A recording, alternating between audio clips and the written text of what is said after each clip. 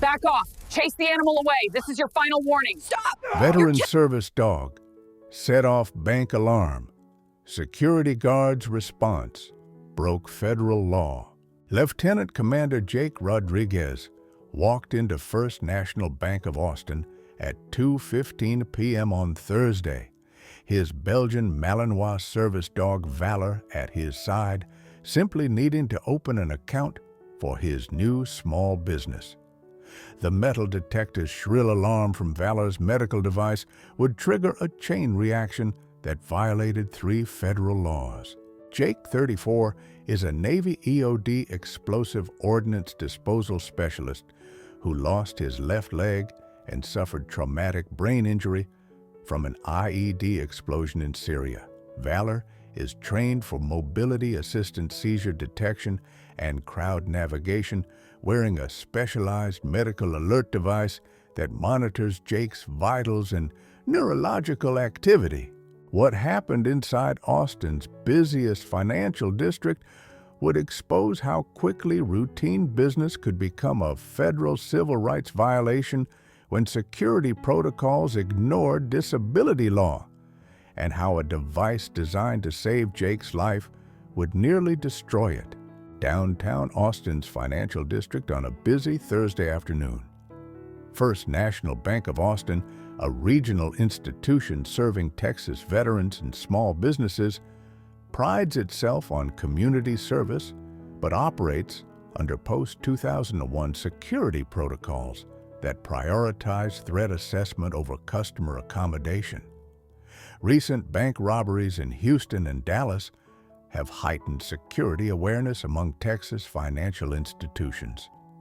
The bank's interior features modern security systems, multiple cameras, silent alarms, reinforced teller windows, and metal detectors sensitive enough to detect medical devices.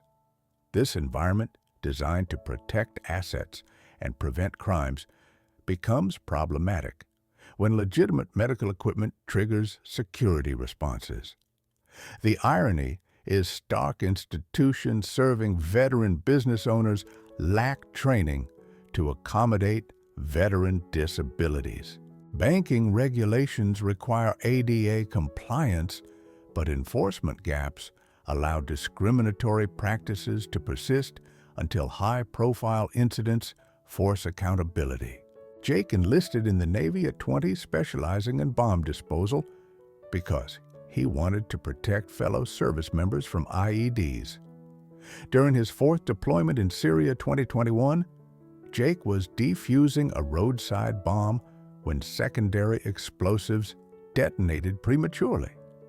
The blast took his left leg below the knee and caused traumatic brain injury resulting in seizures and balance issues. He watched his teammate Santos die from shrapnel wounds while waiting for medevac. The explosion changed Jake's brain chemistry, permanently creating neurological conditions requiring constant monitoring. Medically discharged in 2023, Jake started Valor Security Consulting, helping businesses implement veteran-friendly workplace policies. His Purple Heart and expertise opened doors, but his disabilities created unexpected challenges. He uses a high-tech prosthetic leg and relies on Valor for mobility-assisted seizure prediction and navigation in crowded spaces. Jake moved to Austin for its veteran-friendly business environment and lower cost of living. Today's bank visit was to open a business account for his growing consultancy. Despite his injuries, Jake retains his EOD precision and calm under pressure. His traumatic brain injury actually enhanced his ability to spot systemic security flaws, skills valuable in consulting work. Valor isn't just a service dog, but his business partner trained to detect Jake's pre-seizure neurological changes up to 15 minutes in advance. Jake's medical alert device attached to Valor's vest monitors brain activity, heart rate, and balance metrics, transmitting data to Jake's smartphone and his neurologist. His combination of military expertise and disability advocacy makes him uniquely qualified to identify discrimination. Jake needs to establish banking relationships for his growing security consultancy. Several major clients require him to have accounts with specific Texas banks for contract payments. First National's veteran business programs and Austin location made it his top choice. The Challenge Valor's medical alert device contains metal components that trigger sensitive security systems. The device is FDA-approved medical equipment legally protected under ADA regulations, but security personnel often mistake it for suspicious electronics. Jake has documentation proving the device's medical necessity, but many institutions refuse to examine paperwork before calling police. The stakes are professional and personal. Without proper banking relationships, Jake's business fails. But accessing basic financial services shouldn't require risking arrest or injury. This conflict represents a broader issue facing disabled veterans trying to participate in civilian business life. The opportunity came through a referral from Dr. Patricia Williams, Jake's neurologist at the Austin VA. Jake First National has a veteran business program with preferential loans and reduced fees, she said during his Tuesday appointment. They specifically market to disabled veteran entrepreneurs. The timing was perfect. Jake had 3 major contracts requiring specific banking arrangements. "Will Valor's alert device be a problem?" Jake asked, remembering previous difficulties at other institutions. Dr. Williams checked her notes. "I've had other patients bank there without issues. They claim to be veteran-friendly." She provided an updated medical necessity letter specifically mentioning the alert device.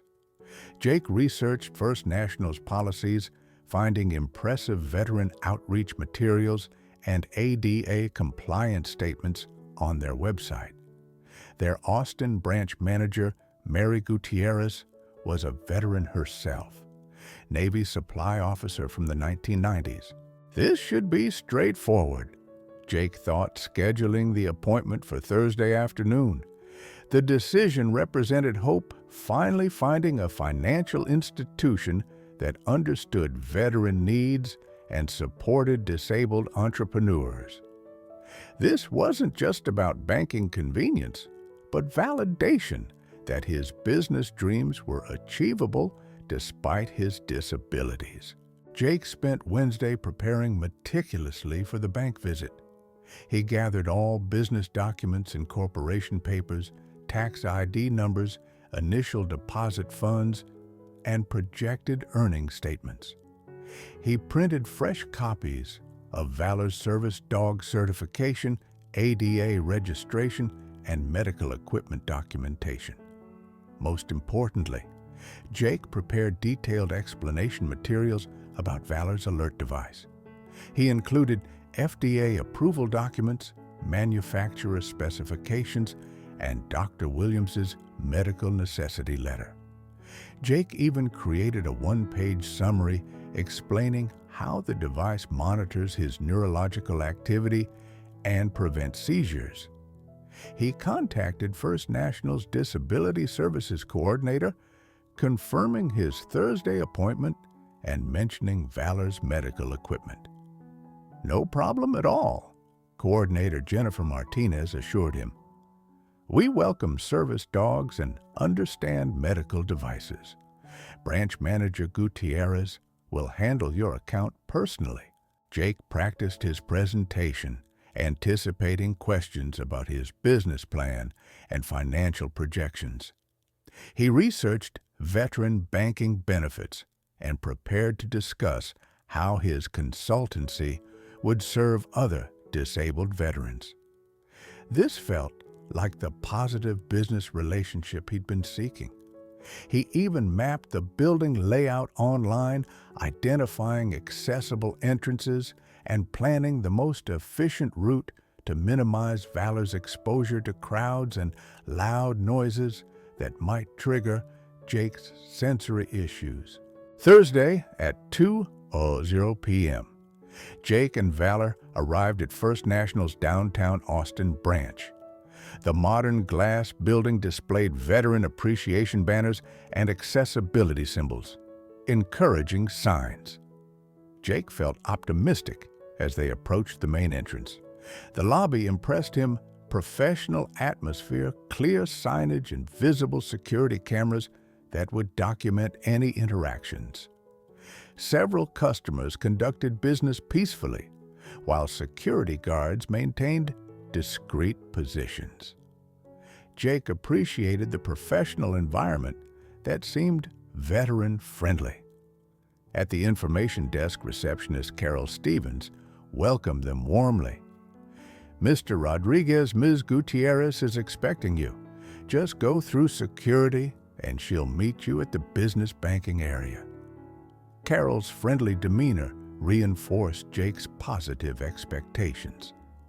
Jake approached the metal detector confidently, documentation folder in hand, and Valor walking perfectly at heel position. "This is routine," he told himself. "Professional business, professional response." Valor's medical alert device hummed quietly, performing its essential monitoring functions. But as they stepped through the detector, the alarm's piercing shriek shattered the calm lobby atmosphere. Every head turned toward them, and security guard Raymond Foster immediately stepped forward with a hand on his radio. Security guard Raymond Foster, a former police officer with minimal disability training, immediately assumed threat posture when the metal detector alarmed. "Sir, step back and explain what's causing the alarm," Foster commanded, ignoring Jake's extended documentation folder. "This is my service dog's medical alert device," Jake explained calmly, showing Valor's FDA-approved equipment. Foster glanced dismissively at the paperwork without reading. "We can't allow unknown electronic devices past security. You'll need to remove it or leave." Jake tried explaining the device's medical necessity, but Foster's suspicion was already escalating unnecessarily. Foster called bank manager Gutierrez, but she was in a meeting. Assistant manager Kevin Walsh responded instead, lacking veteran experience or disability training. "What's the security concern?" Walsh asked. Foster described suspicious electronic device on animal customer becoming argumentative. Walsh, under pressure to maintain security protocols, sided with Foster without examining documentation. "We can't risk bank security for anyone," Walsh decided. Jake's heart rate increased from frustration, causing Valor's alert device to beep more frequently, which Walsh interpreted as increasingly suspicious activity. As Jake's neurological stress peaked, Valor began his medical intervention sequence, positioning himself to support Jake's balance and providing deep pressure therapy. Foster misinterpreted this trained medical response as animal becoming aggressive and threatening customers. He called Austin police. "First National Bank, we have a suspicious individual with electronic device and aggressive animal. Need immediate backup." Jake tried desperately to explain Valor was performing seizure prevention, but his speech became slightly slurred from stress. A TBI symptom Foster mistook for intoxication or drug use. The incident drew significant attention in the busy bank lobby. Customers began recording with smartphones, recognizing potential viral content. Austin businessman David Park live-streamed on Instagram disabled veteran being harassed at First National Bank. "This is discrimination." Other veterans in line began speaking up. Retired Army Colonel Sandra Martinez approached security. I can verify this is a legitimate service dog and medical device. I use similar equipment. But bank staff interpreted veteran support as group intimidation tactics and felt increasingly threatened. Foster radioed for additional bank security. Multiple individuals now involved possible coordinated incident. The language transformed a medical accommodation request into a perceived security breach. Arriving officers expected confrontation, not someone conducting routine banking business. Local disability rights advocate Jennifer Kim, banking nearby, began documenting the incident and interviewing witnesses. "I watched everything," said customer Robert Chen. The veteran was polite and just wanted them to read his medical papers. Bank security never even looked at the documents. Social media engagement exploded as videos spread with hashtags veteran discrimination, TRAS service dog rights, TRAS banking while disabled. Amid escalating chaos, Jake experienced crucial internal transformation. Despite mounting neurological stress threatening a seizure, his EOD training kicked in. The bomb disposal specialist who'd remained calm under enemy fire began emerging from behind the frustrated disabled veteran. "I am Lieutenant Commander Jake Rodriguez, Navy EOD Specialist," he announced with military precision. "This is Valor, my FDA-approved service dog with medical monitoring equipment essential for preventing seizures from my combat-related traumatic brain injury. I have complete documentation and am requesting reasonable accommodation as required by federal ADA law." His voice carried naval officer authority despite his physical stress symptoms. Jake realized this wasn't just about his banking needs anymore. Every disabled veteran watching would be affected by the outcome. If he backed down, other wounded warriors would face similar discrimination. Jake's military leadership experience activated for the first time since his injury. The scared, isolated veteran began transforming into an advocate. He found strength in his service record and legal knowledge, using them as tools for education rather than weapons for confrontation. Valor, sensing Jake's internal shift from victim to leader, adjusted his positioning from protective to supportive, demonstrating perfect training despite the chaotic environment. Despite Jake's professional demeanor, the situation deteriorated rapidly. Foster, feeling publicly challenged, doubled down on his security concerns. "I don't care about your military service. We have protocols to follow," he said, dismissively, infuriating customer witnesses and social media viewers. Austin police officers Maria Santos and David Kim arrived expecting a bank security incident with possible explosive device. Their dispatch briefing described suspicious individual with electronic equipment and aggressive animal refusing to comply with security. They approached with force-focused mindset rather than accommodation thinking. Valor, with exceptional situational awareness, sensed multiple threats converging on his handler.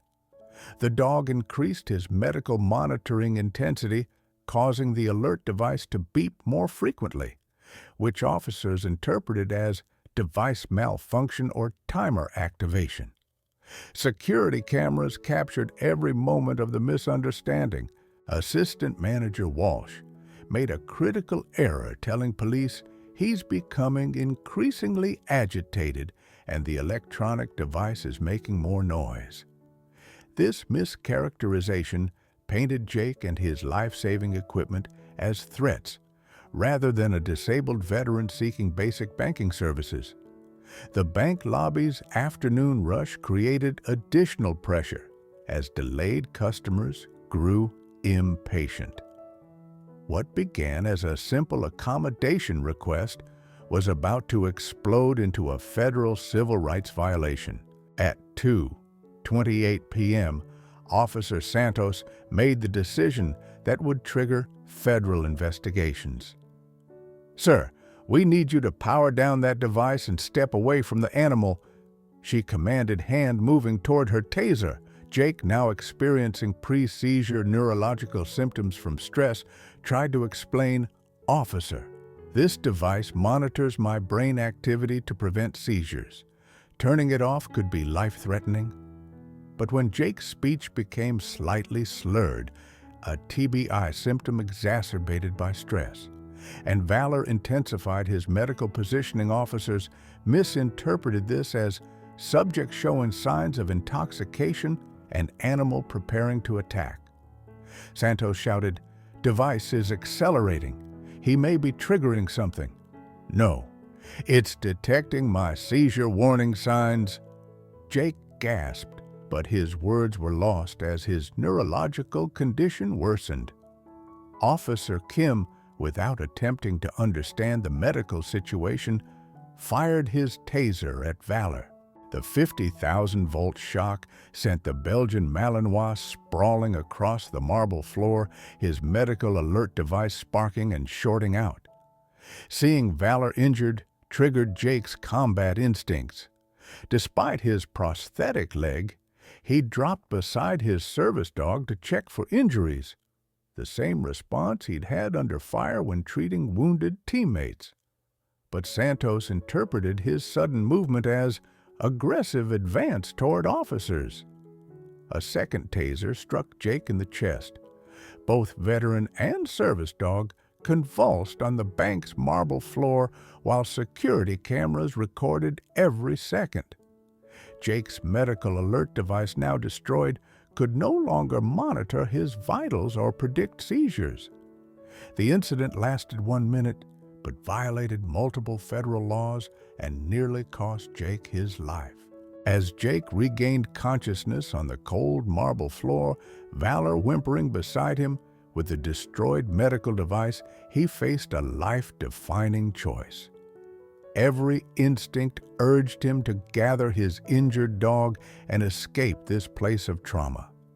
He could withdraw his business application, avoid future banking relationships, and let discrimination claim another victory.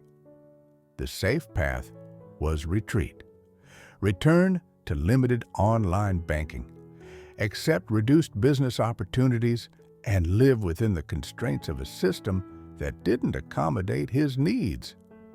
Many disabled veterans chose this route after facing institutional discrimination. Easier to hide than confront powerful financial institutions. But Jake noticed something crucial. Bank security cameras had recorded everything. Customer smartphone videos captured officers tasering a wounded veteran and his service dog without provocation. Austin businessman David Park was still live streaming his audience, now in the thousands. "They're going to say I was threatening them," Jake realized watching bank staff huddling near the damaged medical device. "They'll claim Valor was dangerous and the equipment was suspicious." Without his voice, this would become their narrative: unstable veteran with malfunctioning device and aggressive animal. Jake felt the weight of representation settling on his shoulders. He wasn't just a traumatized business owner anymore, but a symbol for every disabled veteran facing institutional discrimination, every service dog handler questioned by ignorant security, every wounded warrior whose sacrifices were forgotten by bureaucracy. "This isn't just about me," he decided, feeling Valor's warm nose against his hand despite the dog's injuries. "It's about every veteran like us." The EOD specialist who diffused bombs under fire wasn't going to let discrimination explode unchecked. Jake made the choice that would transform him from victim to federal civil rights plaintiff. Instead of fleeing in humiliation, he would fight through the legal system. With help from customer witnesses, Jake stood and spoke clearly to David Park's live stream camera. "I am Lieutenant Commander Jake Rodriguez, Purple Heart recipient and Navy EOD specialist. I came here to open a business banking account and was tasered along with my service dog for carrying FDA-approved medical equipment." His voice grew stronger. "Despite his physical pain, Valor's alert device monitors my combat-related traumatic brain injury to prevent seizures.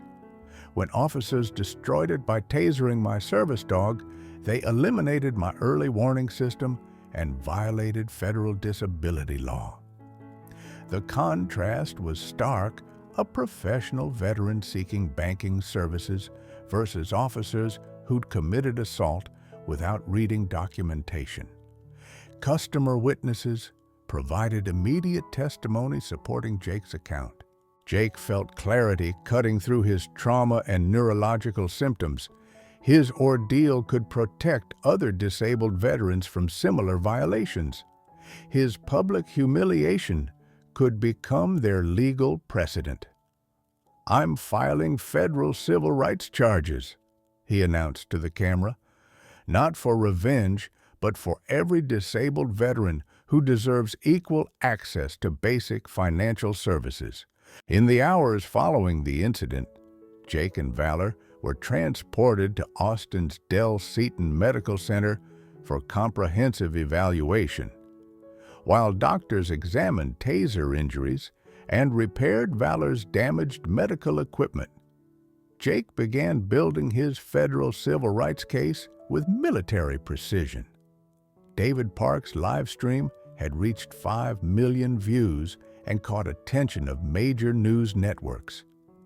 Jake's sister, Maria, a civil rights attorney in San Antonio, drove to Austin, immediately bringing additional documentation and serving as Jake's legal advocate. Attorney Sarah Kim from Disability Rights Texas contacted Jake after seeing news coverage offering specialized representation.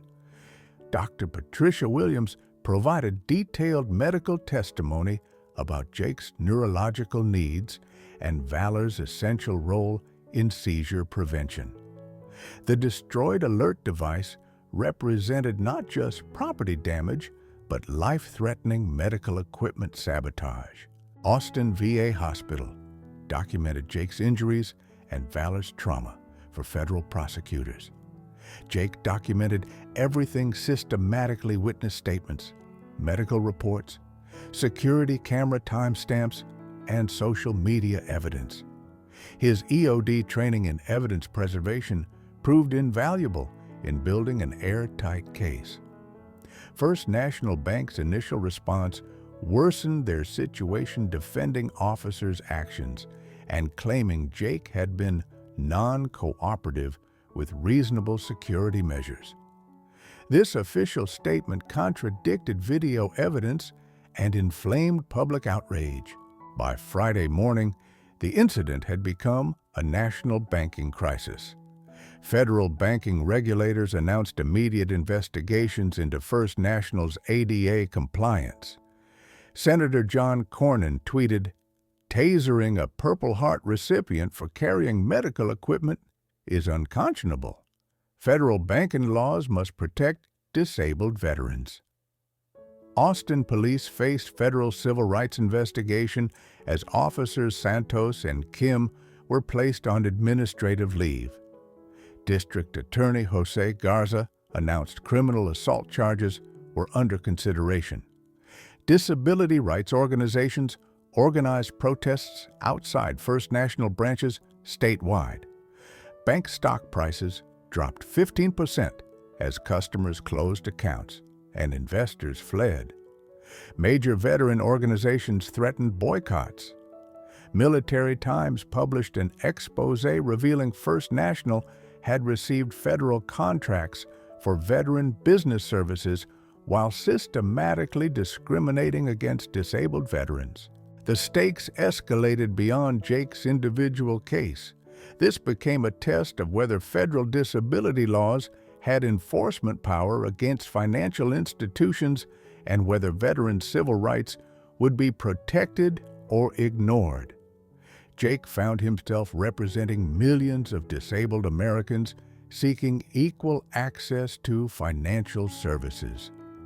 The pressure was overwhelming, but purposeful. His pain could prevent systematic discrimination. 2 weeks after the incident, Jake testified before the House Financial Services Committee's hearing on banking discrimination against disabled veterans. The packed hearing room included media veterans, disability advocates, and federal regulators. Jake sat at the witness table with Valor beside him, both wearing visible reminders of their ordeal. "I am Lieutenant Commander Jake Rodriguez, Purple Heart recipient." Jake began, his voice steady, despite residual neurological effects. "I lost my leg and suffered traumatic brain injury defusing bombs in Syria to protect American lives. 2 weeks ago, I was assaulted by police officers in an Austin bank for carrying the medical equipment that keeps me alive." Committee Chairwoman Maxine Waters leaned forward intently as Jake described the incident with military precision. First National's executives attempted damage control through their testimony. President William Hayes claimed officers had followed established security protocols, and Jake had refused to cooperate with reasonable screening procedures. Video evidence systematically contradicted every claim. Conservative committee members initially questioned Jake's account until viewing unedited security footage. Republican Representative Patrick McHenry, typically pro-banking industry, expressed shock. "Mr. Hayes, I've watched that surveillance video repeatedly. Your security guard never examined the medical documentation before calling police." Internal bank communications revealed systematic discrimination patterns. Training materials instructed staff to be suspicious of unusual electronic devices without mentioning ADA exceptions for medical equipment. Employee chat logs showed mocking comments about fake service dogs and veteran drama queens. The banking industry's credibility collapsed when federal investigators revealed similar incidents at institutions nationwide, systematically covered up to avoid regulatory scrutiny. What appeared isolated to Austin was actually part of industry-wide failure to accommodate disabled customers. The turning point came when Committee Chairwoman Waters asked Jake about his goals for testifying. "I'm not here for personal compensation," Jake said, Valor's head resting on his prosthetic leg as he spoke. "I'm here because no veteran should face assault while conducting basic business. No disabled person should be criminalized for using life-saving medical equipment." His voice strengthened. "Valor's alert device detected seizures before I felt symptoms, monitored my traumatic brain injury, and helped me navigate crowds safely. Destroying it by tasering Valor wasn't just assault. It was medical equipment sabotage that endangered my life." Committee members were visibly moved as Jake demonstrated Valor's medical functions with his replacement equipment. When Representative Ayanna Pressley asked what reforms he sought, Jake presented comprehensive recommendations developed with disability lawyers and banking experts. First, mandatory ADA compliance training for all bank security personnel updated annually. Second, federal banking regulators must enforce disability accommodation requirements with real penalties. Third, service dog handlers must have clear legal protections against assault while accessing basic financial services. The hearing's climactic moment came when Jake stood to show Valor's current alert system working. As he described his neurological symptoms, Valor immediately performed seizure prevention techniques. The room watched in silence as the dog provided sophisticated medical intervention, exactly what bank security had called suspicious activity. Bipartisan outrage emerged immediately after Jake's demonstration. Even banking industry supporters couldn't defend institutions that assaulted disabled veterans for carrying medical equipment. Chairwoman Waters announced emergency legislation establishing federal criminal penalties for interfering with service animals in financial institutions. Bank President Hayes, under immense pressure, announced First National would immediately implement Jake's recommendations system-wide and provide comprehensive ADA compliance retraining. Lieutenant Commander Rodriguez's experience reveals inexcusable failures in our policies and training. Hayes admitted, "We commit to complete reform, ensuring this never happens again." The breakthrough extended beyond banking. Treasury Secretary Janet Yellen announced new federal regulations requiring disability accommodation training for all federally insured financial institutions. State banking commissioners nationwide began reviewing industry practices. Jake's testimony catalyzed the most comprehensive disability rights enforcement action in the financial sector since ADA passage, establishing federal standards with criminal penalties for violations. Officers Santos and Kim faced federal civil rights charges and were terminated from Austin Police. Security guard Foster was fired and faced civil liability. First National paid Jake an undisclosed settlement and implemented comprehensive reforms. Most importantly, Jake successfully opened his business banking account with enhanced accommodation services and formal apology from management. His security consultancy expanded rapidly as other financial institutions sought his expertise in disability compliance. Valor received full veterinary care and upgraded medical alert equipment, becoming an ambassador for working service dogs in business environments. Within 4 months of Jake's testimony, federal banking regulators implemented the Valor Protocol, mandatory ADA compliance training for all financial institution security personnel nationwide.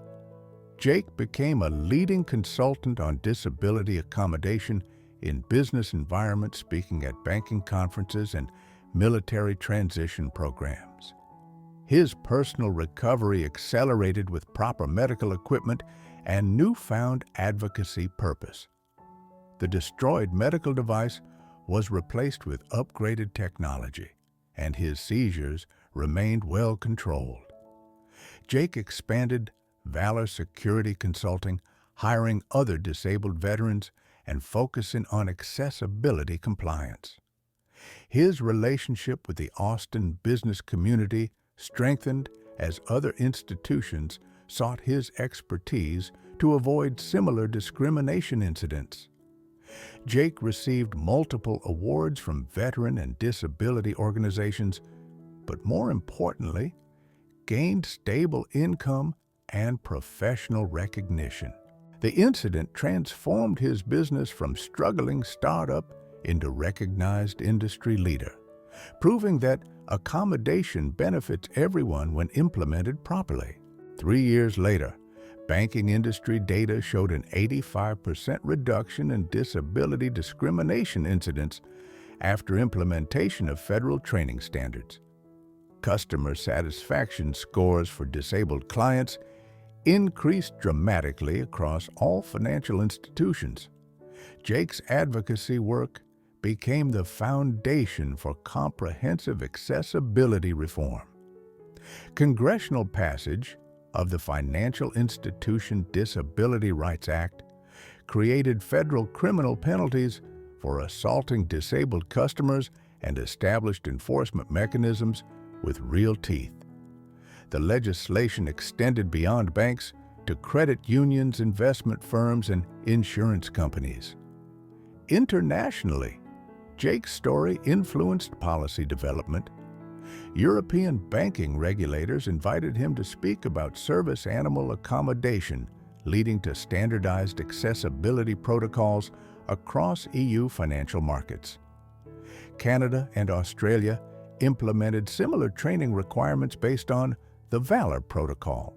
The incident became required case study in banking compliance programs and law school civil rights courses, demonstrating how individual advocacy creates institutional change. Jake's evidence-based approach became the template for effective disability rights enforcement. Medical device manufacturers began including ADA accommodation guides with their products, while security companies developed specialized training for encountering assistive technology in professional settings. Jake transformed from an isolated, struggling veteran into a nationally recognized disability rights advocate and successful business owner. He married Austin disability lawyer Sarah Kim in 2027, and they adopted 2 retired military working dogs to join Valor. His traumatic brain injury, while permanent, became manageable through continued medical care and purposeful advocacy work. Jake completed an MBA specializing in accessibility consulting and expanded his firm nationally. "My injuries tried to end my story," Jake says in speeches. Instead, they became the foundation for changing how America treats disabled veterans. Jake's journey demonstrates that our greatest challenges can become our most powerful tools for change. When institutions fail disabled citizens, individual courage combined with legal knowledge can transform entire industries. Every person facing discrimination has the power to create systemic change that protects not just themselves, but entire communities. Today, Jake Rodriguez operates one of America's leading disability consulting firms, while Valor, now 8 years old, continues working as both service dog and ambassador for accessibility rights. Their partnership proves that accommodation isn't charity. It's good business that benefits everyone. First National Bank now trains other institutions in disability compliance, demonstrating that former adversaries can become allies in creating inclusive communities. The bank lobby where they were assaulted now displays a memorial plaque honoring their courage and commitment to equal rights, ensuring future customers know that dignity and respect are not negotiable banking services.